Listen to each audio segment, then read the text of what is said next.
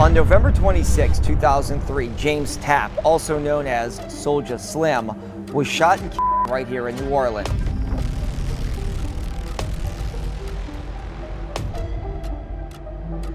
This some real gangster street gutter shit you're dealing here. With the thing in the boot. The streets of New Orleans don't let stars shine for long.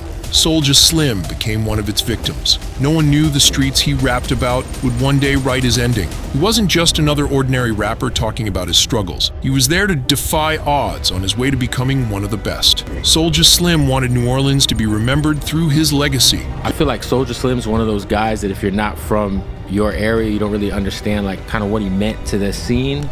Soulja Slim, man, that's like a legendary down south rapper, hip-hop artist. But in chasing that dream, he couldn't escape the very streets he hoped to rise above from. To the world, he was a gangster. But to his family, he was everything. A young 26-year-old rapper who left home one day and never came back. You just never think.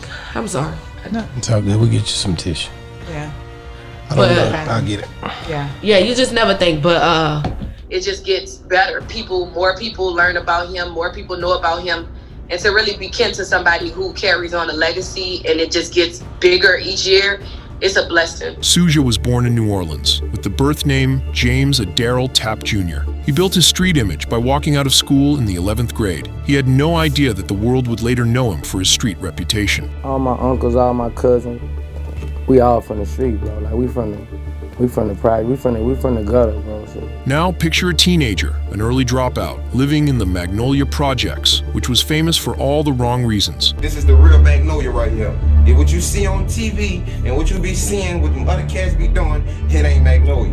I'm Magnolia. Poverty, drugs, and violence. You know what I'm saying? A lot of murders, a lot of drug selling, a lot of happy times for ghetto people as well, you know? And by looking at his neighborhood, you already know what came next for him. Drugs. He wasn't just selling them, he became addicted to using them. But there was something that kept reminding him that he was born for the better. Something that kept dragging him out of the chaos. It was the passion for music. At just 13, he snatched the mic at a Magnolia block party, calling himself Magnolia Slim. His raw lyrics pulled people in. Streets made it, and I run 24/7, 365 days. Magnolia Slim made an official entry into the music industry with his first album, Soulja Fa Life, on Parkway Pumpin'. It sold tens of thousands of copies. That kind of voice in the industry didn't go unnoticed. Soon after, the local legend Magnolia Slim transformed into Soulja Slim, signing with Master P's No Limit Records. Apparently his good luck knocked in as Master P was one of the biggest names in New Orleans. I'm trying to get my life together. I ain't getting high no more. Woo, woo, woo. I'm trying to do music. I'm like, man, that man tripping.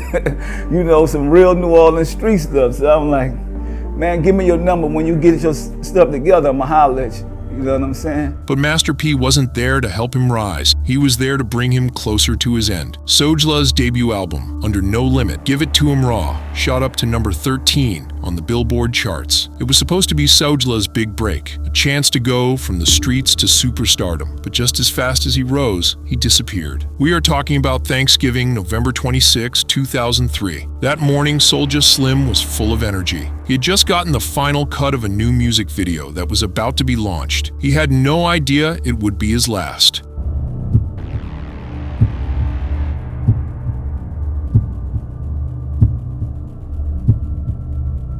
Later in the day, Slim got into his silver Cadillac Escalade to run a couple of errands. Everyone in the city knew that car. It was customized with a TV, digital CD player, and his record label. Cutthroat logo engraved on all the seats. But as he drove, his rivals had their eyes on him all the way. Slim was by himself, went to the store, whatever, around the corner from his mama. I guess the nigga followed him.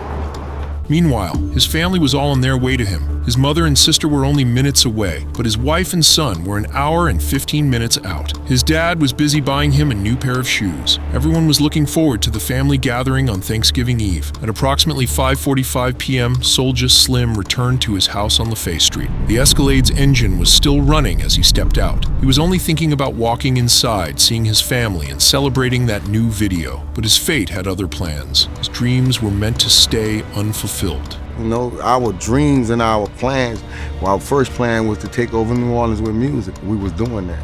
And our next plan was to take over the country with music. He took only a few steps towards the front door when an assailant approached and fired several shots into his body. He collapsed on the porch, just steps away from his mother's door. Soulja Slim was pronounced dead at 26 years old. On November 26, 2003, Soulja Slim was gunned down after an assailant shot him 4 times, 3 times at the face and once in the chest. And just like that, New Orleans lost one of its brightest, most authentic stars. But the story didn't end there. The news hit his loved ones like a physical blow. And just like we sitting there, we talking, and they just call on the phone like he had been shot. It was simply unbelievable. That always gonna scar me to see my mama and how she dropped, to know that it was done. The chaos of the street erupted. His friend Jag Star arrived at the scene and was met with a horrific sight. 4 shots. One right here, 2 in the chest. Boom.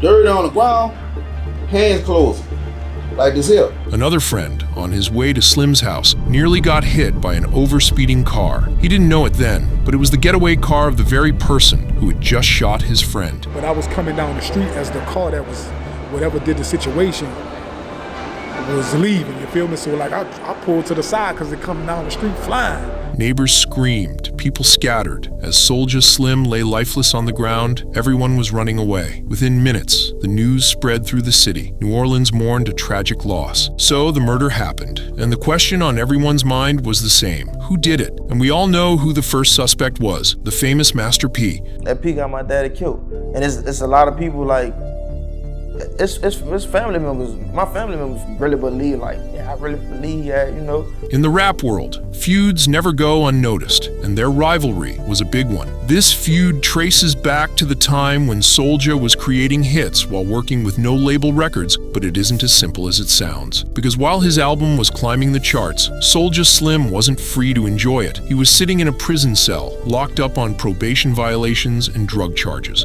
I've missed 5 years of my birthdays being in jail. I got shot twice. All in Angola, he was like that. Oh, jail?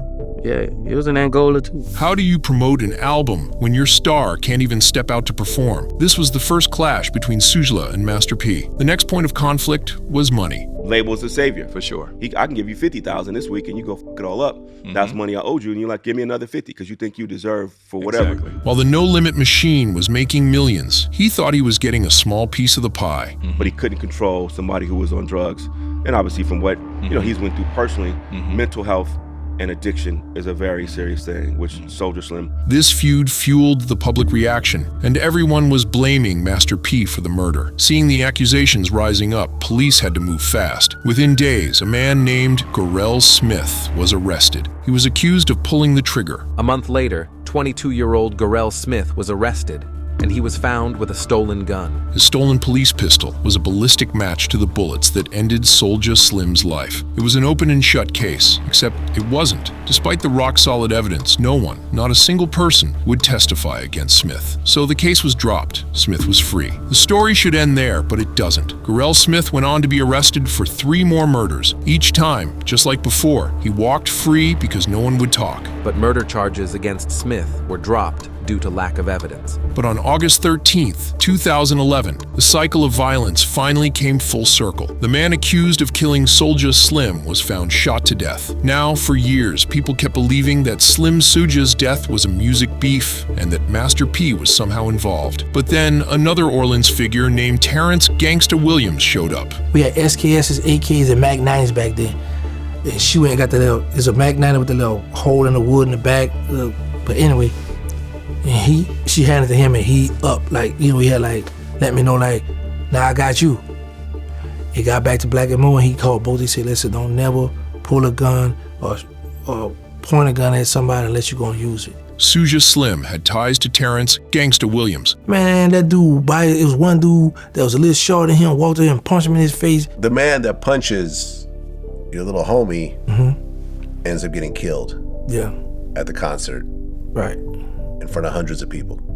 It was about 50, it wasn't 100. Okay, so 50 people. No, 50 witnesses. It's hundreds, it was a lot of people. Williams was connected to the Black Mafia, and Slim was proud of that connection. It gave him credibility beyond music. But with that respect came enemies. A fight gonna start, you feel me? So no matter where he went, he bought that Noya. The Noya followed him. Wherever he went, you know what I'm saying? And it was bound to be a fight. According to Williams, the beef with Master P was a distraction. The P had nothing to do with that. Now, remember I interviewed Juvenile. The real reason for Soulja Slim's death was a personal retaliation over a drug dispute. Let me tell you something, I'm about to tell you a story. I never told this story. I never said nothing about it. That was messing with she was Birdman, she was Baby Freak back in the day. And then I got hold of her. And she started messing with this drug dealer. And I looked out for you, I said, do this until the dude kind of felt a little bad. He left the door open. She ran out the house, she ran to the neighbor's house. The dude at the house, Slim see what's going on. Slim got the gun, dude running high in the house. Slim set the house on fire, and that's why I believe Slim got killed. See, everybody was talking about masterpieces and this. The P had nothing to do with that. None of it is documented, yet because Williams was so close to Slim, his version keeps surfacing, and every time someone too powerful is named, someone tries to shut it down. Man, I don't know why niggas shouldn't be even talking about that. These niggas shouldn't even be talking about that. Slim had too many rivals, too many old scores, too many jealous eyes watching his every move. The city loved him, but the streets wanted him gone. His murder, like the one he was accused of, also remains unsolved. We got back to tell them that he was gone. My mom was like running down the street to my auntie house, and she was, we intercepted. So she like, y'all, what happened? And we told her, we was like, he gone. And so, where does the truth lie? Was it the bitter end of a business relationship with Master P? Or was it the chilling street justice described by Terrance Gangsta Williams? Slow motion for me, moving slow motion for me. We may never truly know, but what we know is a lesson Soulja Slim's story teaches. How quickly a rising star can fall when entangled in a world that demands an ultimate price. But you remember Slim and his character, if you had to explain who he was, what would you say? Slim. A reminder that sometimes the biggest hits come with the heaviest costs.